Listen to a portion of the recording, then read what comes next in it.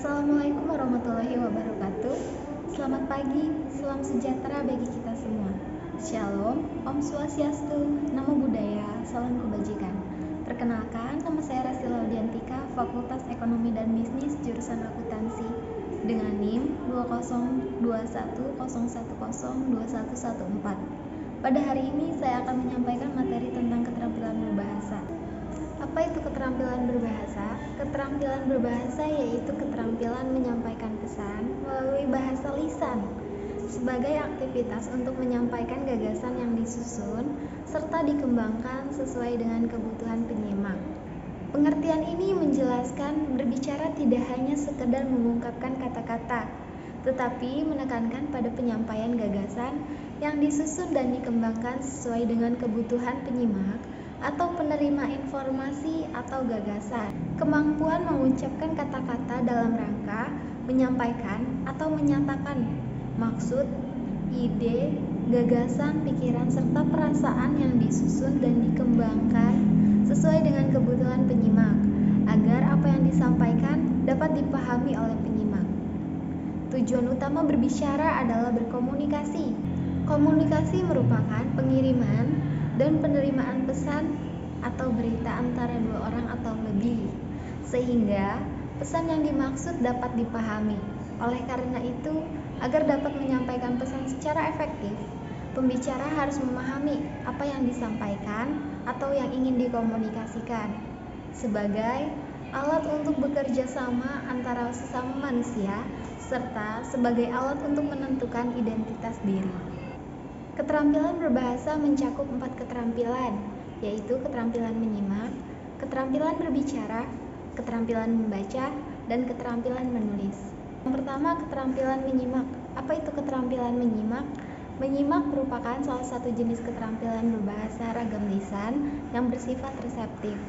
Dengan demikian, menyimak tidak sekedar kegiatan mendengarkan, tetapi juga memahaminya. Ada dua jenis situasi yang menyimak, yaitu situasi menyimak secara interaktif dan situasi menyimak secara non-interaktif. Menyimak secara interaktif terjadi dalam percakapan tatap muka dan percakapan di telepon atau sejenisnya. Dalam menyimak jenis ini, kita bergantian melakukan aktivitas menyimak dan berbicara. Keterampilan-keterampilan yang terlibat ketika kita berupaya untuk memahami yang kita dengar, yaitu pendengar harus mampu menguasai beberapa hal berikut. Keterampilan-keterampilan yang terlibat ketika kita memahami apa yang kita dengar, yaitu pendengar harus menguasai beberapa hal. Yang pertama itu menyimpan atau mengingat unsur bahasa yang didengar menggunakan daya ingat jangka pendek.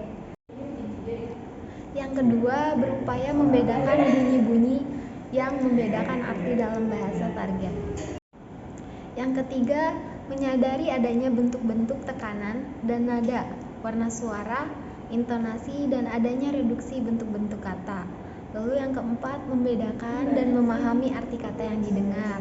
Yang kelima, mengenal kata-kata khusus.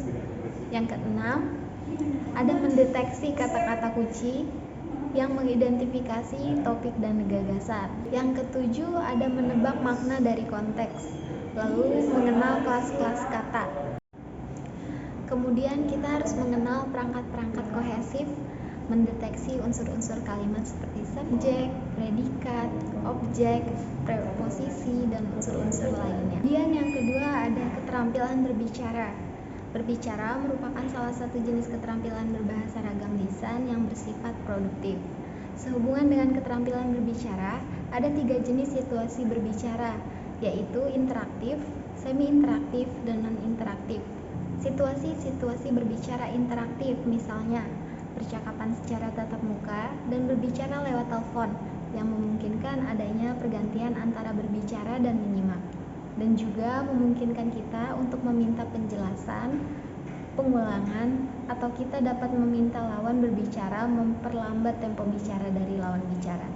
Kemudian ada pula situasi berbicara yang semi-interaktif, misalnya berpidato di depan umum secara langsung. Dalam situasi ini, pendengar memang tidak melakukan interupsi terhadap pembicara, namun pembicara dapat melihat reaksi pendengar dari ekspresi wajah dan bahasa tubuh mereka. keterampilan mikro yang harus dimiliki dalam berbicara yaitu mengucapkan bunyi-bunyi yang berbeda secara jelas sehingga pendengar dapat membedakannya. Lalu menggunakan tekanan dan nada serta intonasi yang tepat dan jelas sehingga pendengar dapat membedakan dan dapat memahami apa yang diucapkan pembicara. Kemudian menggunakan bentuk-bentuk kata, urutan kata, serta pilihan kata yang tepat. Menggunakan register atau ragam bahasa yang sesuai dengan situasi komunikasi termasuk sesuai yang ditinjau dari hubungan antara pembicara dan pendengar. Menggunakan kalimat-kalimat utama jelas bagi pendengar. Kemudian yang ketiga yaitu keterampilan menulis. Menulis merupakan salah satu jenis keterampilan berbahasa ragam tulis yang bersifat produktif. Menulis dapat dikatakan sebagai keterampilan berbahasa yang paling rumit di antara jenis-jenis keterampilan berbahasa yang lainnya.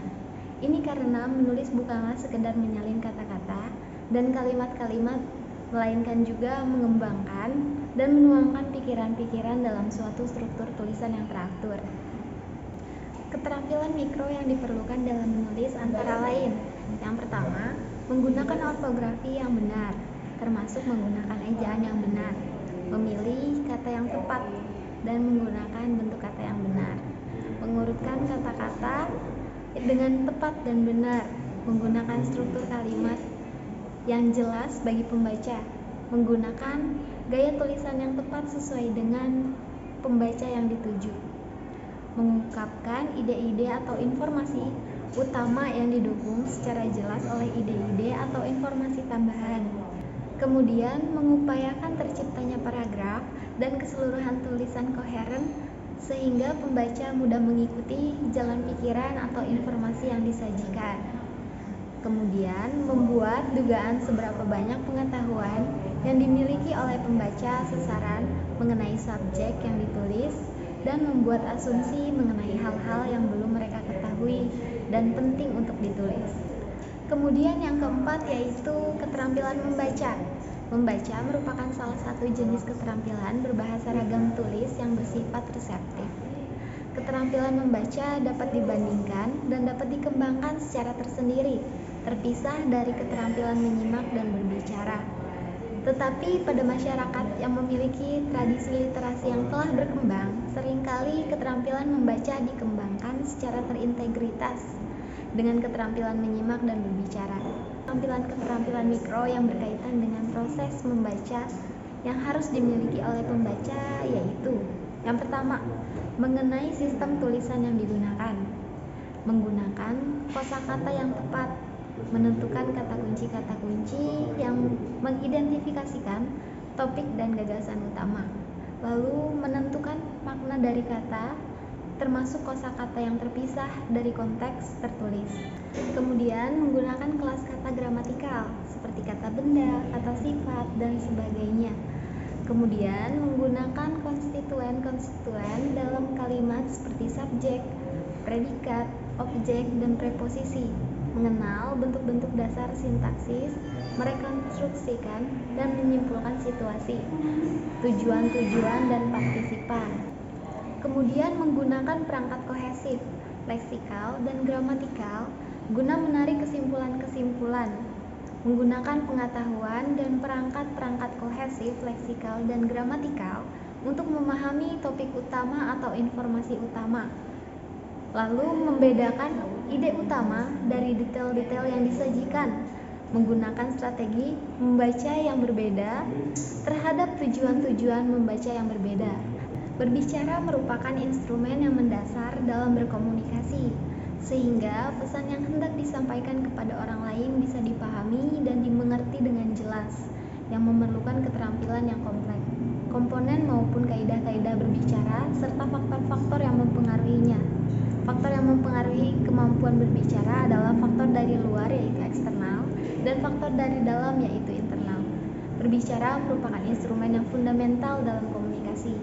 Pembicara harus mengatakan sesuatu agar dapat timbal balik dari pendengar. Pembicara menyatakan sesuatu untuk mengubah pengetahuan pendengar. Pembicara juga bertanya untuk mendapatkan jawaban atau informasi meminta izin untuk mendapatkan respon dari orang lain. Maka, secara alamiah, berbicara memainkan peran penting di dalam proses komunikasi. Semoga melalui materi ini kita menjadi lebih paham tentang keterampilan berbahasa dan dapat menerapkannya dalam kehidupan sehari-hari. Demikian materi yang bisa saya sampaikan. Saya mohon maaf apabila ada kata yang kurang berkenan. Atas perhatiannya saya ucapkan terima kasih. Selamat pagi.